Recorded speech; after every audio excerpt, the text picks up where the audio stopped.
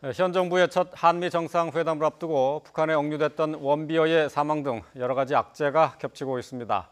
방미를 앞두고 문재인 대통령은 미국 언론들과 인터뷰를 진행을 했는데요. 북한의 인권 침해에 대해서 강하게 비난을 했고 또 대화의 필요성도 함께 강조를 했습니다.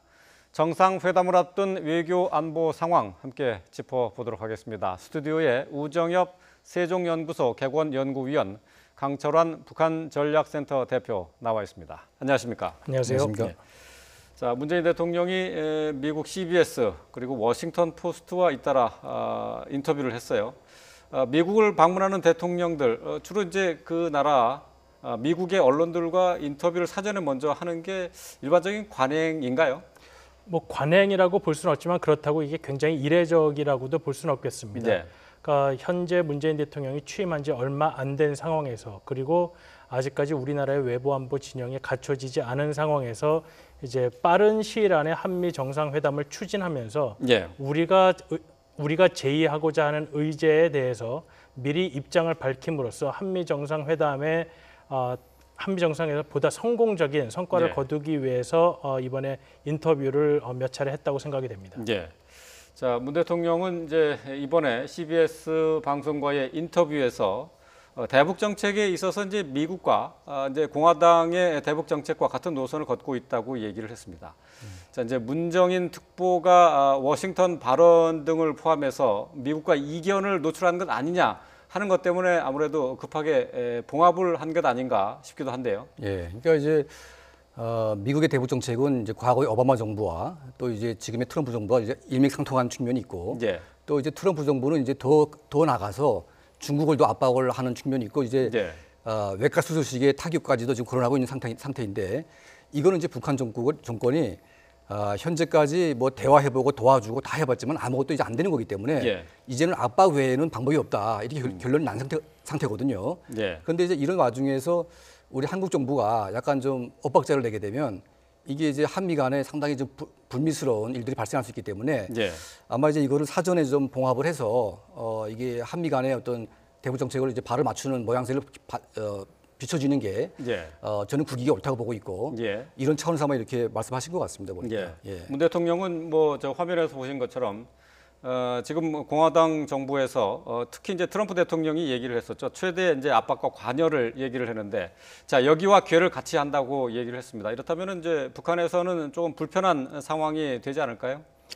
지금 우리 문재인 대통령이 이제 6.15 기념식 등에 대해서 여러 가지 대화도 제의를 하고 예. 여러 가지 입장을 취했지만 북한의 입장이 그렇게 호의적이지 않았습니다. 예. 그 입장은 우리 정부가 아직까지는 지금까지의 제재 정국에서 벗어나서 북한이 원하는 아무런 조건 없는 대화에 나설 뜻이 없다는 것을 분명히 했기 때문입니다. 예. 그렇기 때문에 북한으로서는 본인들이 원했던 상황이 아직은 되지 않은 상황이고요. 그런 의미에서 본다면 북한으로서는 그 문재인 정부의 출범에 있어서 조금 기대한 면이 없지 않아 있었겠지만 그런 면은 아직 충족이 되지 않는 상황이다, 이렇게 볼 수가 있겠습니다. 예. 문재인 대통령은 사실 이제 6.15 선언 기념식에 나와서 그렇게 얘기를 했었죠. 핵과 미사일 도발을 북한이 더 이상 하지 않는다면은 조건 없이 대화에 나서겠다라고 얘기를 했어요. 이제 이것 때문에 북한과 조건 없는 대화를 하는 것 아니냐, 이제 이런 오해가 있었어요. 이제 여기서 이제 CBS와 인터뷰에서 이 부분은 잘못 와전된 것이다, 조건 없는 대화를 원하는 건 아니다, 이렇게 얘기를 했죠. 6.15 기념식 때는 이제 추가적인 핵과 미사일 실험을 중단하면 조건 없이 대화에 나설 수 있다는 뜻을 밝히시긴 했습니다. 그런데 이번에 이제 인터뷰에서는 이제 그 조건이 없다는 뜻이 조금 잘못 전달됐다, 예, 본인의 예. 뜻한 바가 그게 아니다라는 걸 예. 분명히 했습니다. 왜냐하면 문재인 대통령은 그 선거운동 시기에도 북한이 핵과 미사일 개발을 중단하고 검증을 할 수 있다면 대화를 예. 할 수 있다는 점을 분명히 했습니다. 예. 이번에 문정인 특보가 미국에서 이야기했을 때 문제가 됐던 점은 중단한다면 대화를 할 수 있다. 근데 그 전에 이제 우리의 조건은 검증이라는 부분이 필요한데, 예. 이번에 문정인 특보가 미국에서 얘기한 부분은 검증이 없이도 북한이 선언적으로 중단만 해도 대화를 하려는 것인가 하는 오해를 좀 불러일으켰습니다. 예. 그렇기 때문에 그런 부분에서 미국이 강력히 우려를 표명했고, 조야에서 한국의 정책이 다시 15년 전 이렇게 돌아가는 게 아닌가 예. 하는 우려가 있었기 때문에 그 부분에 대한 우려를 불식시키기 위해서 조건 없는 대화라는 것은 말한 적이 없다 이렇게 예. 말씀을 하신 것 같습니다. 예. 자, 그 말씀하신 것처럼 미국 내에서는 지금 문재인 정부의 대북 정책이 노무현 그리고 김대중 정부 때의 그 햇볕 정책으로 돌아가는 것 아니냐라는 우려가 좀 많이 있다고요. 그렇습니다. 그러니까 이제 그 지금 대한민국 정부가 약 한 이제 10년 동안 햇볕 포용 정책을 해왔고 또 이제 박근혜 이명박 정부가 이제 북한 압박을 해왔는데 사실 국제사회, 유엔을 포함한 국제사회가 이제는 북한에 대한 관용과 포용은 이제 소용이 없다는 게 판결이 났고 예. 또 이제 과거에 한국 정부가 했던 이제 뭐 포용 정책이나 대북 햇볕 정책이라는 게 사실은 북한 정권에 의해서 일방적으로 악용당한 측면이 있기 때문에 예. 이건 실패한 정책이라고 이제 이미 국제사회는 알려져 있습니다. 그러니까 이런 상황에서 지금 유엔을 포함한 중국까지 지금 포함한 지금 그 압박을 가하고 있는데 예.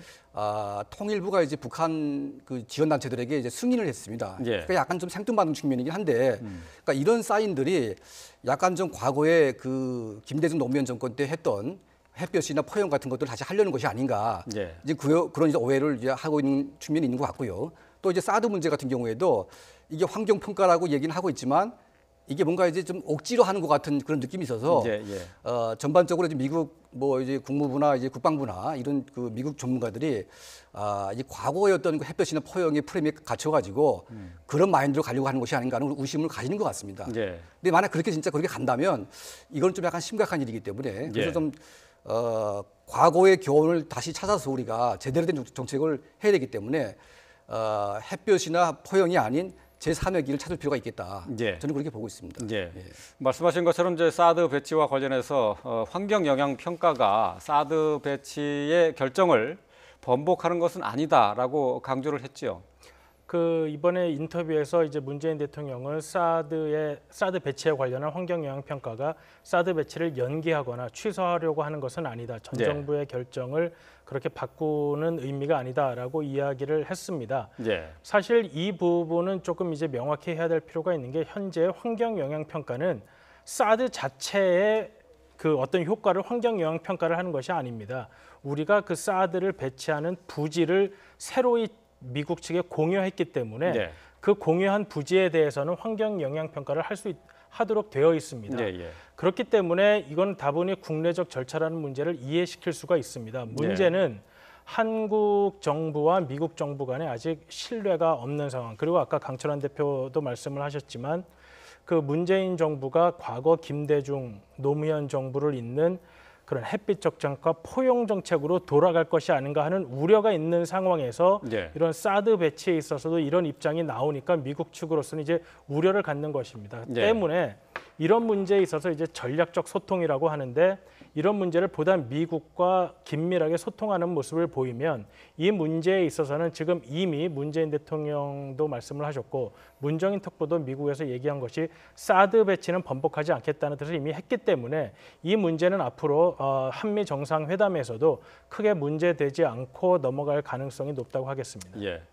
자, 이제 앞으로 이제 있게 될 한미 정상회담에서 대북 정책과 관련돼 있는 이견이 노출될 수도 있다라는 우려가 이제 계속 나오고 있어요. 자, 지금 문재인 대통령은 인터뷰를 통해서도 대화의 중요성을 상당히 강조를 했지만은 미국은 지금 현재 이제 압박을 계속을 해야 되겠다. 특히 이제 원비어 사망 사고 이후에는 더 그러한 입장을 굳혀가고 있는 것 같은데 정상회담에서 이 부분에서 충돌이 있을 가능성도 있지 않을까요? 예, 그러니까 이제 물론 대화는 해야 되겠지만 그 대화를 하고자 하는 이제 상대방이 어떤 마음을 가지고 있는가가 중요한 것 같습니다. 예. 그래서 그러니까 북한의 그렇습니다. 예. 마음가짐과 그 태도죠. 그러니까 김일성, 김정일, 이제 김정은의 이런 3대 정권이 핵을 보유하고 미사일을 보유하는 이 목적이 지금 정권 유지 차원에서 무조건 하겠다는 것이거든요. 그렇죠. 그러니까 이거는 대화를 해서 풀 문제도 아니고 또 이제 억만금을 준다고 해서 풀 문제도 아니기 때문에 중요한 문제를 대화만 통해서 할 수 있겠다고 이제 말하는 자체가 좀 문제가 있다고 볼 수가 있겠죠. 예. 그래서 대화를 하고자 하는 목적이 그 목적 자체가 아니라 대화를 통해서 그 북한의 어떤 그 마인드를 바꾸겠다는 목적이 분명하면 모르겠지만 이제 그런 이제 차원에서 약간 분명하지가 않습니다. 예. 그래서 이제 미국 정부가 좀 오해를 좀 하는 것이 아닌가 그런 생각이 듭니다. 자, 대화와 압박. 북한에서 비핵화를 끌어내기 위해서 어떤 게 옳은 길입니까? 어떤 게 우선순위에 가야 되는 건가요? 그 정책이라는 것은 그 정책을 위반하는 정책 위반자들의 세계관과 믿음에 기초할 수밖에 없습니다. 지난 9년간 한국 정부에서 추진했던 정책 그리고 현재 미국이 추진하고 있는 정책은 북한이 압박을 극도로 받지 않는 이상 비핵화에 진정성 있게 나올 가능성이 전혀 없다는 데 그 믿음에 기초하고 있습니다. 예. 반면에 지금 문재인 대통령께서는 물론 그 현재의 상황은 대화를 할 만한 상황이 아니라는 것을 분명히 하셨지만 대화를 통해 그러니까 압박만으로는 북한의 행동 변화를 이끌어낼 수 없기 때문에 우리가 가능한 한 대화를 좀 북한과 해서 의미 있는 결과를 도출하는 게 필요하다. 지금 이런 식의 입장을 보이고 있는 것입니다. 그렇기 때문에 지난 20년 동안 우리가 10년은 좀 포용적인 정책 그리고 10년은 강경한 정책을 펴봤지만 아직 이렇다 할 성과가 없는 상황에서 어떤 특정 정책이 뭐 한 정책에 비해서 100% 옳다라고 말하기는 사실 힘든 상황입니다. 하지만 지금까지의 경험을 봤을 때 그리고 미국의 지금까지의 입장은 그 북한이 압박을 받아서 진정성 있는 태도로 비핵화에 대한 토론을 하지 않는 이상 그 어떤 대화도 대화로 끝날 가능성이 높다. 그렇기 때문에 대화로 끝날 대화는 큰 의미가 없다 이런 입장입니다. 그렇기 때문에 어제 이제 문재인 대통령께서 말씀하신 연내에 정상회담을 이제 하면 좋겠다라는 이야기를 하셨는데 그렇게 시간을 이렇게 특정하고 하는 문제는 미국이 받아들이기에는 이게 어떤 조건이 갖춰지지 않아도 한국에서는 대화를 우선시하고 있다고 인식을 할 수가 있기 때문에 이 부분에 대해서는 미국 측과 좀 이해를 같이 할 필요가 있다고 생각이 됩니다. 그러니까 이제 그 남북 정상회담 관련해서 지금 김정은 정권 같은 경우에는 그 정상회담을 단 한 번도 못했습니다.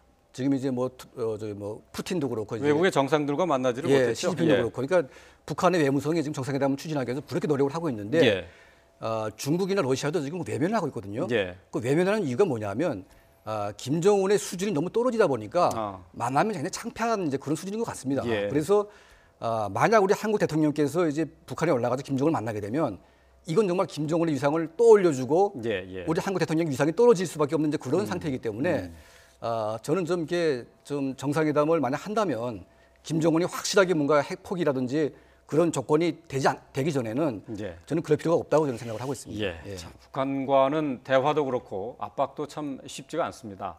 자, 이런 가운데 이제 한미 관계에 여러 가지 논란을 불러일으켰던 문정인 통일 외교 특보가 오늘 새벽에 귀국을 했습니다. 귀국을 하면서 취재진들에 둘러싸여서 여러 가지 얘기를 나눴는데요. 잠시 먼저 화면을 보시겠습니다. 특보이지만 연세대학 교수가 내 직업이고 내가 대통령에게 해주는 거는 자문을 주는 거예요. 내 자문을 대통령이 택하고 안 하는 것은 그분의 결정이라고. 상관이 하고 모른다고 내가 학자로 갔다고. 근데 이외가 경고를 했었다고 했는데. 경고를 무슨 경고다? 네. 청와대로부터 발언에 대해서 경고를 받았다라고 저희가 이제 보도를 했습니다만은 문정인 특보한테 물었는데 지금 보신 것처럼 무슨 경고를 받았다고 이러느냐 이제 이렇게 얘기를 했어요. 지금 이것은 어떤 의미로 봐야 됩니까? 지금 문정인 특보 같은 경우는 지금 대북 관계와 관련해서 여러 가지 논란을 낳고 있는데요. 뭐 경고라는 용어가 아주 기술적으로는 이제 공무원에 대한 뭐 경고라는 사실 징계의 한 수단으로 낮은 차원의 징계로서 있는데 지금 제가 생각할 때 문정인 특보께서 이제 국가공무원법에 규정한 공무원이라고 보기에는 좀 어렵기 때문에 그런 경고는 아닐 것 같고 그리고 특히 그 문정인 특보가 가지고 있는 위상을 봤을 때 경고라는 단어는 아마 조금 어울리지 않는 걸 수가 있는 것 같습니다.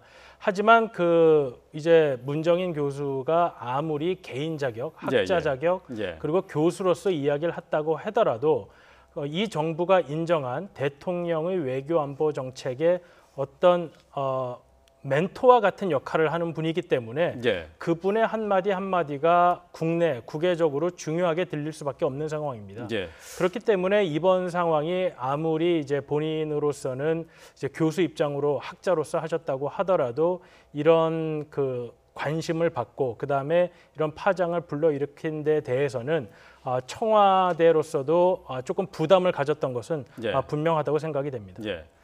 자, 문정인 특보가 워싱턴에서 한 발언 가운데 이제 이런 얘기가 있었죠. 이제 핵과 미사일 도발을 중단을 하면은 우리는 한미 군사 훈련이나 또 전략 자산도 전개를 축소를 해야 된다라는 얘기를 했거든요. 예. 자, 이것은 미국 측으로서는 글쎄요, 받아들이기 쉽지 않은 제안일 것 같기도 하고요. 예. 북한에서는 글쎄요, 어떻게 볼까요? 이제 좀 환영하는 입장이 될까요? 그러니까 제가 보건대는 완전 이거는 북한을 두둔하는 것 같은 발언이라고 저는 생각이 드는데요. 예. 왜냐하면 북한의 김정은 정권의 최근에 태영호 공사도 이제 망명해서 말을 했는데 북한의 김정은 정권은 억만금을 줘도 핵을 포기하지 않는다. 예. 이건 하나의 정석인데 이런 정석을 놓고 이제 만약 북한이 뭐 핵을 동결하거나 축소를 하게 되면 우리도 같이 축소를 해야 된다고 발언하는 것은 있지도 않는, 그러니까 북한이 원하지도 않는 것을 지금 미리 지금 하는 거거든요.